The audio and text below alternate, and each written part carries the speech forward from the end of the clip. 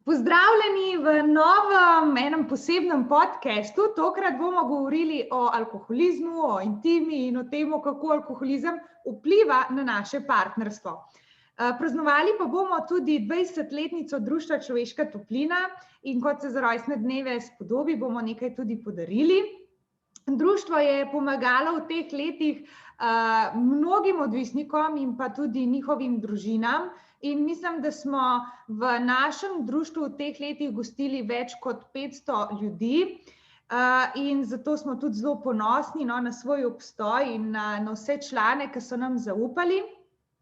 Kljub temu, da se je letos iz tole korono delo pri nas malo zaustavilo, da se je v bistvu skupinsko delo zelo, zelo okrnilo in ne vemo, kdaj in v kakšni obliki se bo to skupinsko delo sploh še vrnilo, ampak kljub temu je naše društvo še zmeraj aktivno, izvajamo individualne, partnerske in pa družinske terapije in pa zelo, zelo lepo ste vabljeni tudi poleti na letni tabor v Kančevce, kjer imamo razne teme za osebnostno rast in zmeraj je to en tak odklop, en oddih, kjer vsi dejansko uživamo in mi, ta organizacijska ekipa in ponavadi tudi vsi člani, ki se pridružijo, so zelo zadovoljni s tem oddihom. Zdaj, zakaj vam jaz to govorim? Jaz sem predsednica tega društva že zadnjih 7 let, predtem pa je društvu predsedovala moja današnja gostja in sicer magistrica zakonskih in družinskih študij, terapevtka z več kot 15-letnim stažem, ki je večino svojega dela posvetila skupinskemu zdravljenju alkoholizma. To je moja mami, Dragica Erpič. Pozdravljena. Lep pozdrav, Iva. Mami, zate imam prvo vprašanje, tako kot za vse ostale goste, in sicer, kaj je zate intima? Intima je zame nekaj, kar, če govorimo o zakonski intimi, partnerski, kar se med dvema dogaja, dvema zakoncama, dvema osebama, ki sta v paru. Se pravi, gremo tukaj v globino, v tem pravzaprav, koliko lahko te dve osebi drug do drugega postaneta ranljivi, koliko se lahko odpreta, koliko govorita lahko o vsem, kar čutita drug ob drugem. Gre res za poseben globlji odnos, to povezanost, to, kar samo one dva nekaj unikatnega ustvarjata med sabo.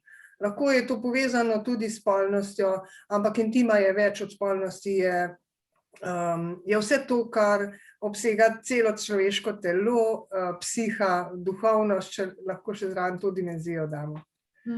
Ja, se kar prepleta, v bistvu več sploh teh intim. In vprašanje, na katero izmed teh intim oziroma na vse intime vpliva tudi alkohol ali pa alkoholizem v partnerstvu, ampak preden se tega dotakneva, bi začela še s tem situacijo, ki se je dogajala v zadnjem letu, in sicer gostilne so bile zaprte, ampak prodaja pijače šla pa vseeno v višave, če lahko tako rečem. In me zanima, zakaj to? A smo zdaj že kar vsi Slovenci nekako alkoholiki, ali kaj se dogaja? Slovenija je res ena izmed držav, ki je na vrhu tega, da konzumira prevelike količine pijače, pa tudi potem se to pozna pri zasvojenosti. Hkrati bi rekla, da je korona prinesla vsem verjetno neke stresne trenutke, če ne celo tedne, mesece, in celo leto. Predolgo je trajalo to obdobje, ki ga nismo pričakovali, nismo navajeni na tako obliko stresa in da mnogi so začeli tudi z alkoholom tešiti ta stres, se ga pomirjati. Ugotovili so, da mogoče res na kratki rok zelo pomaga, oziroma alkohol pomaga takoj, takoj se sprostiš. In je zanimivo to, da njih ne skrbi, se pravi, velika populacija to jemlje kot nič posebnega, zato ker niso osveščeni, to pomanjkanje tega vedenja o tem, kaj alkohol povzroči, je pri nas še precej v ozadju, da bi bilo več tega govorjenja o tem, več javnih prireditev, čeprav vem, da so že, da se spreminjajo časi, pa kljub temu še vedno premalo, mogoče preventivno, da bi na splošno ljudje več vedeli, kaj je to. Kaj drvimo, če preveč pijemo, a ne, Eva, to je to. Pa kaj pa to zdaj mami pomeni, da recimo, če je nekdo v tem času korone bil zelo pod stresom in je zelo veliko pil, pa recimo, da pred korono pa tega ni bil navajen, da je vseeno mogoče malo več delal, malo več športal, pa je to samo zdaj neka stiska nastala, ki si je zdaj pomagal, ne vem, sprostiti to stisko z alkoholom, a je ta oseba pa že zasvojena? Lahko rečemo, da je zdaj vsako pitje kritično ali kako? Nikakor ne, a ne, tu ne smemo govoriti, da vsaka taka pretirana neka žurka ali pa ne vem, pa to, če jih je več, a ne, občasno, to še vedno ne vodi kar direktno v alkoholizem. Čeprav so, a ne, neke predispozicije morajo obstajati oziroma več dejavnikov se mora poklopiti, da neka oseba postane skozi leta zasvojena, ampak ne takoj. Alkoholizem se pravzaprav razvije skozi več let povečanega ali pa škodljivega pitja alkohola. Šele takrat lahko govorimo o nekem, bom rekla, zasvojenosti, temu, da se človek več, da to pride v tako navado, da se človek več temu ne more odpovedati. A ne, kaj to, če hkrati hočem povedati, kaj to sploh zasvojenost je. A ne, to je takrat, ko človek že ugotavlja pri sebi neke negativne posledice, se mu dogaja, da ni več reden v službi, da zgubi zanimanje za ostale stvari, pa je fokusiran zgolj še na to, kje bo prišel do pijače, kdaj, pa če ima zadosti zaloge doma, pomeni že kar nekaj teh dejavnikov je, ki govorijo, da se z njim nekaj dogaja. Prvi je on sam, ki ve točno, da tole ne bo čisto v redu, ampak predno pride do priznanja samemu sebi, da res ima problem ali težava, pa še nekaj časa mine. Zato je ta zasvojenost tako nekako neopredeljena v smislu drugih, a ne, da kažemo s prstom, res bi rekla, da ni prav, ampak ljudje zelo hitro rečejo, ta je pa že zasvojen ali pa pijanca, ne, kolikokrat to slišimo. Ampak ni rečen, da res, mogoče se ločuje, pa ima res težave, je pa to pogoj, seveda se bojimo, ne, ker vse pride z prvega kozarca, ne.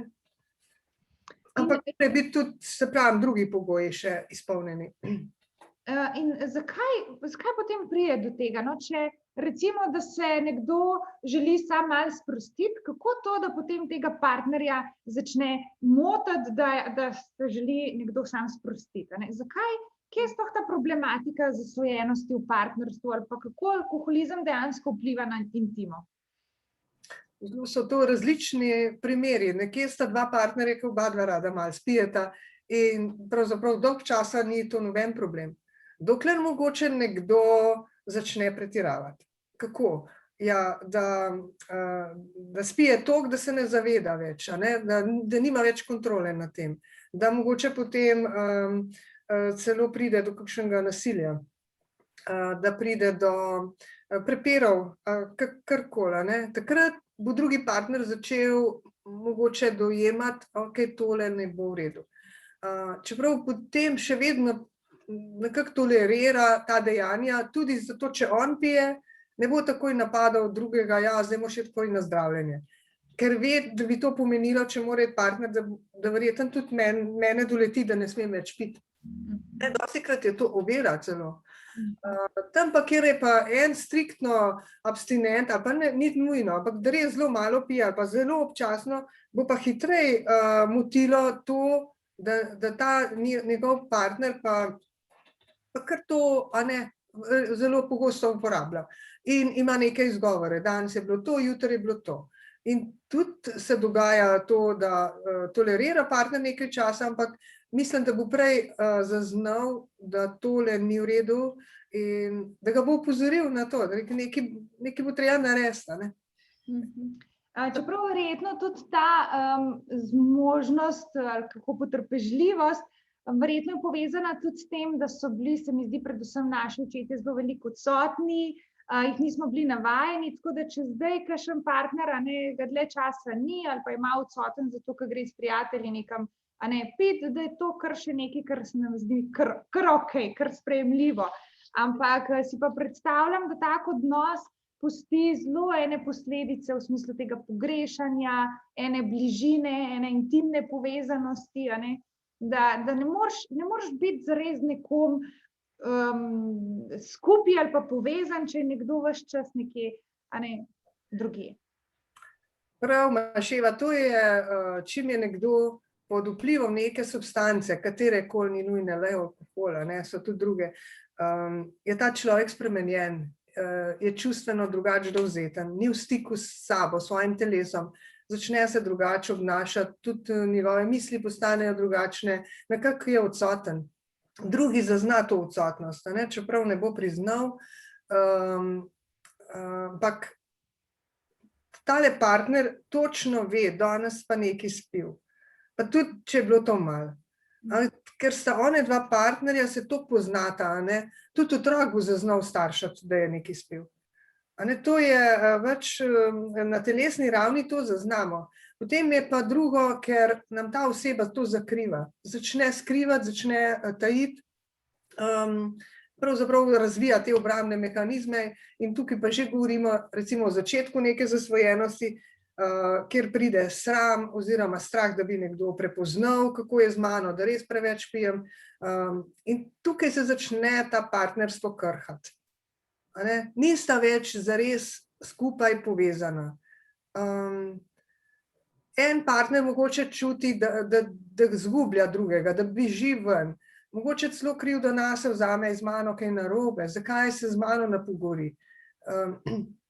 In veliko prej se že to začne kazati v partnerstvu, da se nekaj med njima dogaja, ampak da pride do neke hude težave, še nekaj časa traja in žal šele takrat grejo največkrat po pomoč. Bi bilo fajn že precej prej, se veš, da se na terapijah da rešiti marsikakšen par, ki pravočasno pride tja.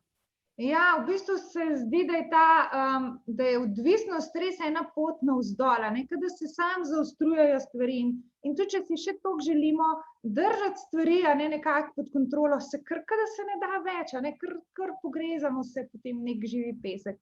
In tudi zdi se mi zelo zanimivo, da si to rekla, da tudi, če si mi še razumsko toliko želimo upravičiti, razložiti, nekako razumsko to sprejeti ta dejstva ali pa tako najti kot en izgovor, da prav otroci pa začutijo, kada nekje v telesu, ki še nimajo razumsko toliko razdelanih stvari, ampak oni pa kar začutijo en odpor in kar začutijo čisto, tisto instinktivno, to nekaj ni kul.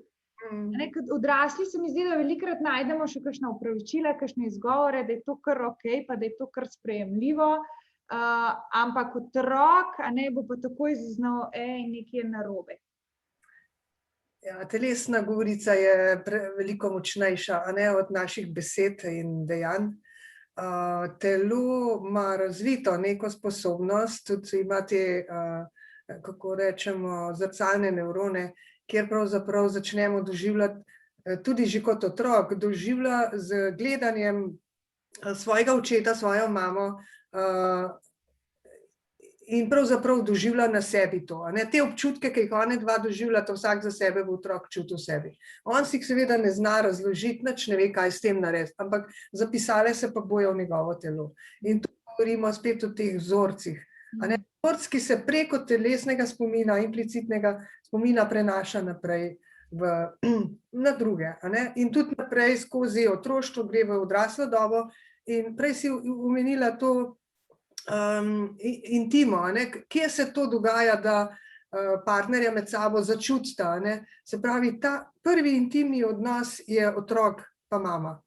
In kako otrok ve, kako je ta mama z njim ravnala? Ja, ne bo se spomnil, ne ve, ker prvo leto do 3 let nima spomina. Prvo leto pa sploh je totalno odvisen od mame, ampak njegovo telo čuti in vse celice na njegovem telesu zapisujejo čisto vsak signal, ki ga mama temu otroku da. Kako ga neguje, drži, kako mu zadovoljuje njegove potrebe, kako ga sliši, kadar joka. A ugotovi, kaj ta jok pomeni. A rabi biti previd, a rabi biti samo stisnen k sebi, ali je zares lačen. In to je intima, ki se preslika v partnerski odnos. Prav ne na ravni starš-otrok, ampak mi kot partner si nekako izbiramo drugega partnerja, da bomo to intimo doživeli z njim. In si jo želimo doživeti. Pravi nekako, da je, želiš povedati, da je ta sposobnost odnosa že kar nekako risana v nas. In da če je ta izkušnja tega odnosa nekako ranjena, zaznamovana, da je to nekaj, kar bomo nosili tudi s sabo naprej. Točno to. In kako pa tukaj zdaj najdeti neko pot ven, ne? Ker nekdo, ki si prej omenila, ki se ukvarja s temi mislimi, a sem zdaj že alkoholik ali še ne, a imam že zdaj dovolj veliko krizo ali ne, a je že čas, da se grem zdraviti ali ne. Na drugi strani pa smo na skupini velikokrat slišali, da nekdo, ki pa se gre zdraviti, da doživi pa en ogromen posmeh. Tudi ti si prej omenila, ne, da začnejo govoriti, evo ga pijanca, pijanko. Čeprav dejansko to govorijo takrat, ko oseba že neha piti.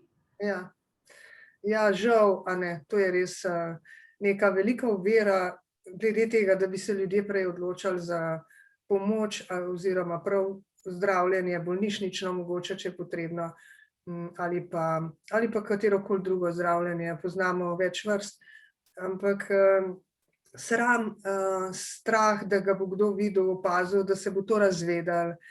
Ker dokler pijem, je v redu, to ne govorijo še toliko okoli. Če pa se razve, da je pa preveč, da pa ima težave, da pa že zaostaja v službi, da je ne vem kaj doma naredil, razbil, ne vem česa vse, takrat pa reče, da ta pa preveč pije, tam je pa to. Potem pa se ta človek odloči na zdravljenje, to je pa zdaj pa, da se je pa to razkril, zdaj pa potrditev, da je pa res bil. To je pa grozen. Pol obstojajo še za vse za nazaj, a ne? Kljub temu, da je naredil neko pozitivno stvar, nek korak naprej, šele takrat, se pravi, dejansko šele korak v pravo smer prinese en kup ene groze. In kako kdo pol tam sploh vztraja, no? Še dobro. Težko vztrajati, a ne? In zato so res pomembne te skupinska zdravljenja, te skupine, kjer nekje najdejo podporo drug v drugem, ker vidijo, da ni sam v tem, a ne? In da se da ven, ker tam na skupini je vedno že, a ne, kar nekaj članov, ki so že leta abstinirajo in povejo svojo zgodbo, kako so ven prišli. In ta človek vsrkava to in rečejo, wow, nisem vedel, če bi vedel, bi že prej prišel. In to je tista lepota, ker ta človek dobi čisto novo okolje in v tem okolju, če vztraja, bo zmogel. Če se pa vračam med staro družbo, ne, ker zdaj se ga mogoče eni kar malo izogibajo in ga vdaleč opazujejo, pa sej mu nov rat, ali sej najbrž, tako malo kot neka zloba ali privoščljivost. Močna ta stigmatizacija v družbi še zmeraj. Pa zdaj, če se bom jaz z njim ukvarjal, kaj pa bojo pol še o meni govorili. Se pravi, vse kup nepotrebnih enih ovir okoli tega, a ne, ki bi bilo drugače mogoče bolj enostavno, pa hitreje bi prišli do rezultatov. Pa še mogoče bi te vprašala izkušnje iz to populacijo, ki jih imaš ti, no? A izkušnje govorijo, da so to neki šibki, nemočni ljudje, ali mogoče ne? Kaj bi rekla? A so zaradi tega odvisni, ker so toliko šibki? To se mi zdi, da je velikokrat povezano. Včasih so celo govorili, da je alkoholizem, da te ljudje so šibki, da imajo ne vem kakšno voljo, niso dorasli. Mogoče res na eni stopni manjka nek, bom rekla, tako kot vsakemu človeku, nismo imeli dovolj podpornega okolja, da bi zrasli dovolj samostojno, samozadostno osebo z samo podobo, ki je na višku. Pač vsi, tudi tisti, ki niso padli v alkohol ali pa zasvojenost, imajo težave s samo podobo, svojo lastno vrednost. Kar naprej je, kot tudi ti veš, prihajajo ljudje s tem problemom. To je osnova, ki se gradi tam nekje v teh 7 letih, pa tudi v obdobju potem najstništva, če je tam enoče, ki postavlja temelje, neke meje, pa neka ljubeča mama, bo se to otrok dobil tam, neko samozavest. Sicer pa ne, ampak to ne govorimo zdaj, da je ta človek je pa, ne vem, manj vreden, ne paše sem, mi smo pa ne vem kdo. Se pravi, tukaj se je pa prijel to, da tisti, ki gre v alkohol, ker si z alkoholom pomaga, da je mogoče takrat malo bolj korajžen. In je to zvezano. Aha, taki ljudje so vsi, potem pa posplošujejo. Tisti pijejo, ki ne zmorejo drugače. Pravzaprav naj bi bil alkoholizem oziroma zasvojenost v splošnem, neka bolezen odnosov, če lahko tako rečem, oziroma nek klic po bližini, po povezanosti. In kaj lahko zdaj naredi nekdo, ki je svojc, oziroma nekdo, ki živi zraven partnerja, ki preveč pije? Ja, bravo. Povezanost je bistvena potem, pri tem, se pravi, bom rekla, pri začetku zdravljenja vem, da so se zelo osredotočali samo na abstinenco. In to so ljudje celo zapirali, da bi ne prišli do alkohola, in zdaj je ozdravljen, ker ne pije že, 3 mesece, in potem so ga spustili ven, nazaj v domače okolje, in ta človek je začel ponovno piti, najverjetneje, in mogoče še več kot prej, da je še nadomestil to. Zakaj? Zato, ker se nič drugega ni spremenilo v njegovem življenju, ker nasprotje od zasvojenosti ni treznost, ampak je povezanost. Mi smo bitja odnosov, in če odnos škriplje, katerikoli odnos, se nam zamajajo neke notranje, bom rekla, predstave o tem, kdo smo, a smo varni, ob kom smo, in začeti delati na tem. Vedno je alkoholizem smatramo kot družinska bolezen, lahko rečemo tudi kot bolezen odnosov ali celo bolezen možganov, ker zelo vpliva seveda tudi na delovanje možganov. Ok, zdaj te še pa vprašam za en hiter, kratek nasvet, mogoče, kaj pa lahko starši naredijo z najstnikom, ki opazijo, da pije? Ker prebrala sem namreč, da 40% najstnikov že poroča o tem, da so vsaj enkrat poskusili alkohol pri 13 letih ali celo prej, in da vsak drugi 17-letnik je bil že vsaj 2-krat v življenju opit. Se pravi, ne samo enkrat, da bi sprobal, da bi bila to neka radovednost najstniška, ampak da je to vedenje celo ponovil. Kaj bi bil tle nasvet za starše? Ja, če pride prvič domov, ker se to najbrž vsakemu staršu zgodi, da pride otrok vinjen, pijan, v takem stanju domov, jih to šokira, verjamem, ker ne pričakujejo, naš otrok pa res ne. In potem mogoče napačno odreagirajo, da ga pač nekako zmerjajo ali kakorkoli, ampak jaz priporočam, da ga poskušajo vseeno takrat zaščititi na način, a vidiš, kaj se je zgodilo, zdaj, a lahko se o tem pogovarjava, dajva povedati, zakaj si rabil to, ali kaj ti je prinesel, kakšne občutke, kako se zdaj počutiš. Verjetno bo to šlo najstniku na živce, ampak da, čeprav slišim, je pomembno to, da si mi kot starši upamo v bistvu govoriti o teh temah, da čim več probamo, sploh da je alkohol neki, da ni nek tabu, nekaj, kar se vsak zase napije pa sprosti, ampak da je to neka tematika, ki je v družini lahko fluentna. Tako. Vemo, da tudi najstnik začuti, da ve, da je doma prostor za njega, pa za vse tisto, kar se mu dogaja zunaj. Super, ja. Da se bo zanikal, da imajo starši prav. Itak bo rekel, vi ste starokopiten, pa sploh ne veste, da danes se to tako dela. In s tem imajo mogoče starši težave, pa avtoriteta, pa mi takole reče, pa ne vem kaj. Ampak to je zdrav najstnik. Zdrav najstnik mora biti malo kontra staršem. Ker se uči, pa ne uči, pravzaprav išče se.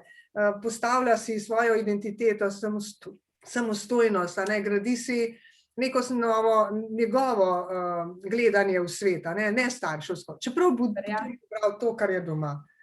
ampak želi si biti, da ga pohvalijo, pa da vidijo v njem neko novo osebo in da ga sprejmejo takšnega. In da ga sprejmejo verjetno tudi takrat, kadar bo sprobal nekaj, kar ni čist, kaj je mogoče malo na meji ali pa tako, kako se vrniti sploh pijan domov. Vsi to so take izkušnje, ki je res še zelo eno testiranje tega, kje so moje meje. Testiranje, ja. Mogoče za konec, mami, samo še eno sporočilo ljudem, ki se mogoče v tem trenutku bojujejo z odvisnostjo ali pa razmišljajo o tem, a so na tej poti ali ne, ali pa eno sporočilo tem družinam, ljudem, svojcem, ki živijo s to osebo. Kaj bi rekla?